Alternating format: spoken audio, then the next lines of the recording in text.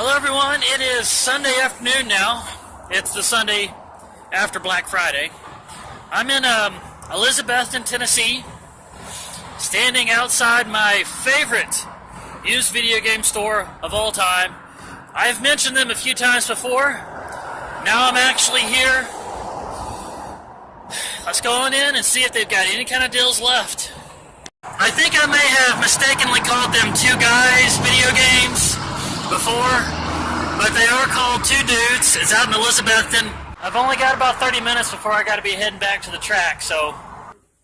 We had one time somebody brought in like 4 totes of like old school games, and he just stares at it for a minute, and he's like, "Oh, I'm giving you $7."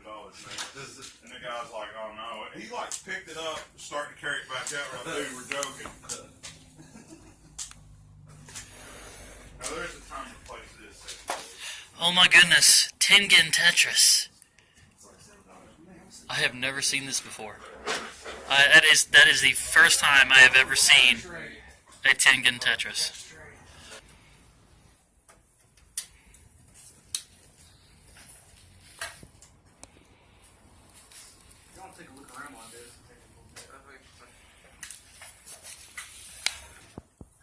That's the first time I've seen a Genesis version of Shadowrun right there. Never seen that one before either.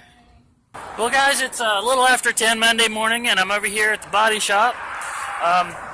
I am leaving my truck here because of that rear end damage that I had in Atlanta a couple of months ago, I think it was now. Yeah, this is what it looks like with the back of my truck emptied out. You'll probably never see that again. Anyway, right now I'm getting the last of my stuff out to transfer over to the rental car. And when I saw this rental car, first thing I asked was, "Did you hear the name Ashley and think I was a girl?" And they said, "Well, no, this is what you would have gotten either way." But hey, it's got good gas mileage. It's a Sonata. Sonata! So, that's what I'm going to be in until the 6th of next month. It's going to feel weird after driving a truck for so long, a stick shift truck for so long. Anytime I get in one of these little girly cars, I kind of feel like I'm sitting right on the road. Like my butt's going to drag the ground. It's going to take some getting used to. But there you go. I got them looking at, well, they're going to replace the windshield too. So that crack you guys keep seeing in all the videos I take out the windshield, crack is finally going to be gone. So I'm getting the crack taken care of. Back bumper. And that deal with the tire, the spare tire that would not crank down when I had that blowout a few weeks ago, they were saying that it might be because of the rear bumper damage that it may have gotten wedged up in there. So that's going to be taken care of too. That's going to be a relief. So I like to know that I've got a spare tire that I can use. Well, I've given them my key and Silver Sable, or that's what I call my truck. Silver Sable's going to be in their care for the next few days. It feels weird. It really does. Now I'm in this tiny little new car with an auxiliary port. I haven't had one of those in a while. Well, my first drive in this little thing was actually not bad. It's a very smooth ride. Good acceleration. I kept slamming my foot down where the clutch is supposed to be, but I'll get used to that. Anyway, since I'm out here by the body shop in Johnson City, I figured I might as well stop at one of these places I really like to shop at when I get a chance. If you've ever heard of McKay's over in Knoxville and Chattanooga, just imagine that, but shrunk down a little bit, and you would get Mr. K's. I used to get really, really good deals on their video games out here when they first started carrying them, and they hadn't quite figured out how to price them yet. But even now that they've got a handle on that, I will still get some good deals out here. So let's go on in, see what they got.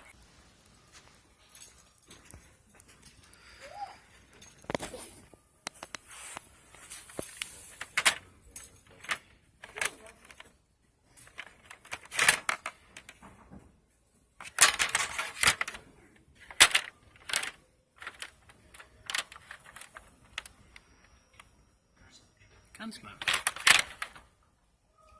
Ooh, price has gone up on that one. Well, no deals to be had on the video games, but look at this. Beavis and Butthead, volumes 1, 2, and 3. All for $20. I would like to get that. And something else I found. Looks like the MacGyver set, seasons 1 through 4, for $30. It's a really nice looking box set, too. Well, no deals to be had in there. But take heart.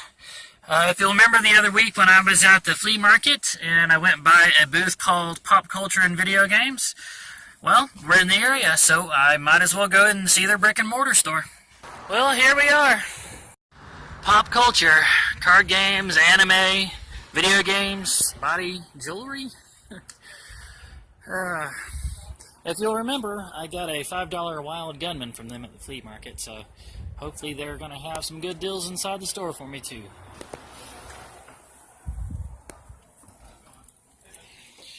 Hey guys.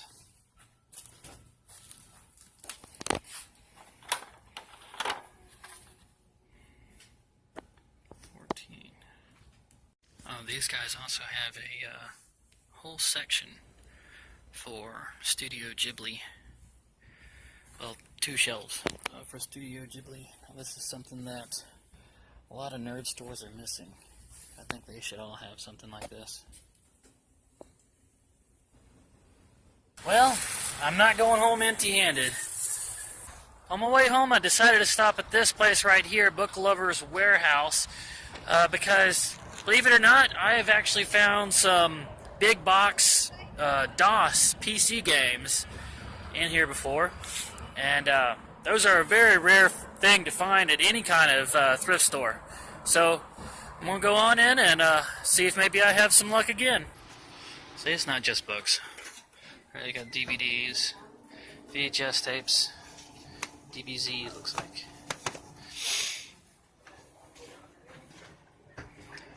And I've already found something video game related. Graphic novel.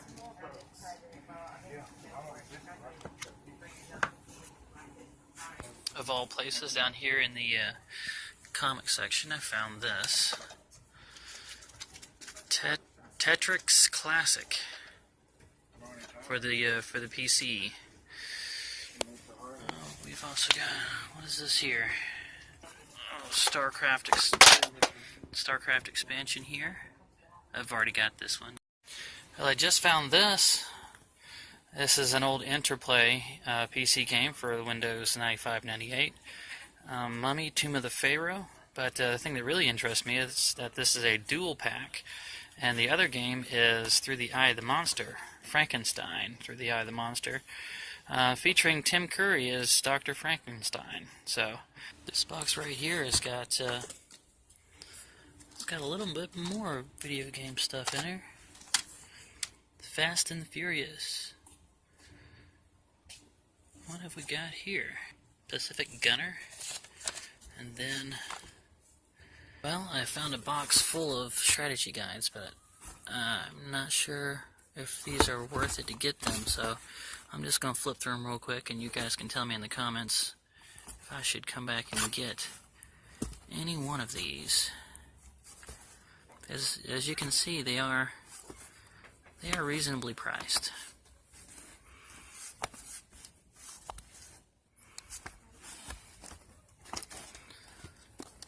That,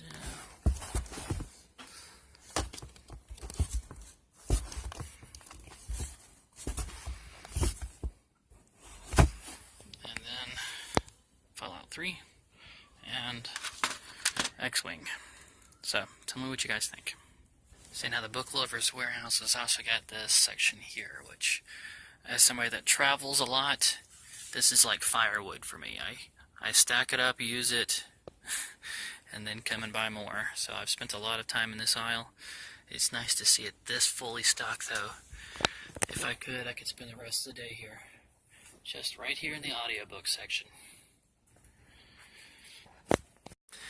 Alright, back at the camper now, guys. I know this one's running a little long. So let me just real quick go over all the things that I've gotten over the past couple of days so I can bring this one to a close. Starting with Sunday when I went to Two Dudes Gaming.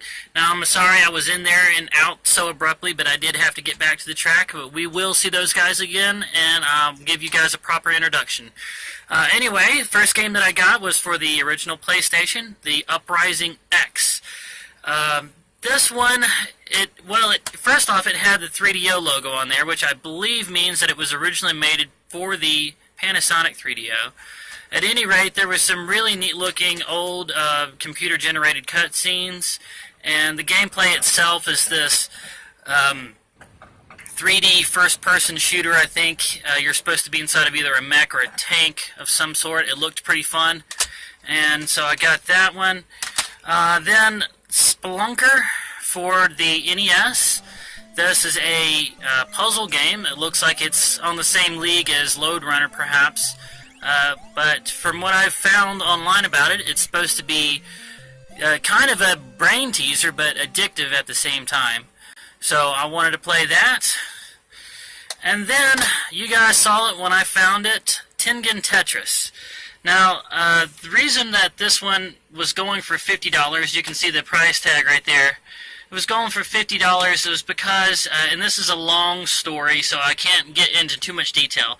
Tengen actually took Nintendo to court over their lockouts chips that they had in their cartridges, and with the chip shortage and their stranglehold restrictions they were giving to developers, Tengen took them to court and then used the court proceedings to get a copy of their patent information about the lockout chip, then reverse engineered it from the information on the patent and found a way to get past the Nintendo lockout chip. So anytime that you see these black cartridges with the labels upside down and they have this weird angle on the end, that is some unofficial Nintendo cartridges that were anyway, it's a long story, but Nintendo had the rights to make cartridge Tetris games, and Tengen did not. So after the court battle over it, all of these were taken off the shelf. So the only ones out there are the ones that were sold before the recall, which makes this very rare. And oddly enough, the Tengen version has a lot of stuff in it that was better than the Nintendo version, including a two-player mode and a two-player co-op mode, which I don't know if that's ever been done again. But it goes for $55 on eBay. They had it priced at $50. They ended up giving it to me for $35. This is yet another example of why Two Dudes Gaming is one of my favorite stores. I did not think I was ever going to get a Tengen Tetris as part of my collection, but I have it now, and even though it's in this plastic, I will break it out and play it at some point. Alright, and then Odin's Sphere. This, well, first off, anytime you see the Atlas logo, that means go ahead and get it.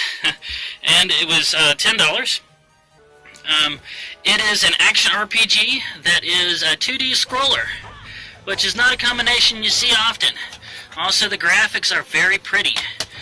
And it came with the manual. Nice, pretty Atlas collar manual. So, thank you, Two Dudes Gaming. Only 4 games from there, but 4 very good games. A nice addition to my collection. Okay, then the next day, when I went to Pop Culture and Video Games, I got a bunch of cartridges, starting off with Wiz and Liz for the Sega Genesis. This is, just found out about it when I found the cartridge and took a look at some of the gameplay online. It's supposed to be a hidden gem, a really cool arcade 2D platformer. So that one was going to be fun. Awesome Possum, I'd heard about a few times. Supposed to be one of the characters from the 90s that was supposed to be given attitude, kind of like Ristar. And, well, this is quite literally a ripoff of Sonic. But still said to be really fun to play. So now I have that. And then, for the original NES, starting with this Cute 'em Up. Believe it or not, There were a few cute 'em ups made for the American market, including this one, Stinger. Now this is just a regular shoot 'em up, but it's one that I don't see very often, and it was only $5, Thundercade. And then there was this one, Eliminator Boat Duel, which looked like it was pretty complicated for an 8-bit game, including things like earning money for winning races and then using that money to buy upgrades for your boat and increasing your chances of winning more races. So there's some strategy elements to it. Also, the races themselves go through different modes, which this one looked like it would be a lot of fun, so I got that one. Then Alpha Mission is another shoot 'em up. So, hey, explosions and shoot 'em up for the 8-bit Nintendo. Why not, right? Now this one right here, Urban Champion. This is one that is actually a little bit nostalgic for me. I never had it, but I had a friend that played it a lot. And on Sunday afternoons when we'd go over to their house and eat dinner and whatnot, we played this. And I know that a lot of people say it was too hard and it was too repetitious and whatnot, but I have nostalgic goggles for this one. It's a black box game. I got it now. Alright, then Load Runner. I kind of like it whenever there is an upgrade done to an old NES game to try to bring it more into the modern era when it's done right, and this appears to be one of those times. Load Runner, done for the PlayStation original. And it looks really, really good, so I'm going to look forward to playing that. And then, last but not least, the things that I got from Book Lovers Warehouse, starting with this one, Tetrimania, which I'm sure they spelled it wrong, probably because of copywriting issues. And it says that it features 3D boards, which is pretty cool because, look down here, this was actually made for Windows 3.1 and Windows 95. For those of you, the millennials out there that don't remember and were not even alive for this, Windows actually goes back even further than 3.1. But looking on the back, we see that it says that it features 40 different versions of Tetris. But unfortunately, I could not find any gameplay footage on YouTube or anywhere, so this must be a pretty obscure thing. But when I do get my old school PC working where I can play Windows 95 games on it, I will be sure to delve into this and let you guys see exactly what's on it.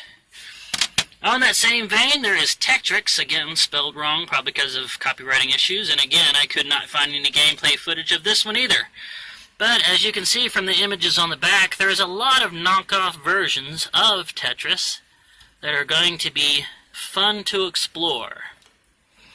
Okay, now moving on to the old Interplay point-and-click adventure games.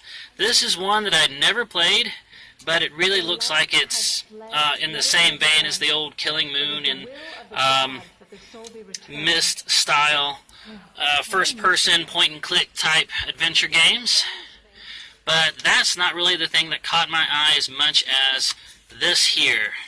Frankenstein Through the Eye of the Monster, featuring Tim Curry, which I already talked a little bit about this while I was looking at it in the store, so I won't go on too far, but this is a nostalgic thing for me, and I'm going to look forward to booting it up and getting to play the game. Probably going to use a walkthrough, but I'm going to play this one all the way through. I just hope, Philip, that you turn out better than the last experiment. The flesh grew so uncontrollably thick and twisted, like pork butt. You look confused. Actually, you look dazed, but dazed is good. It's still early for you, Philip. Alright, this one here, a little bit newer of a game.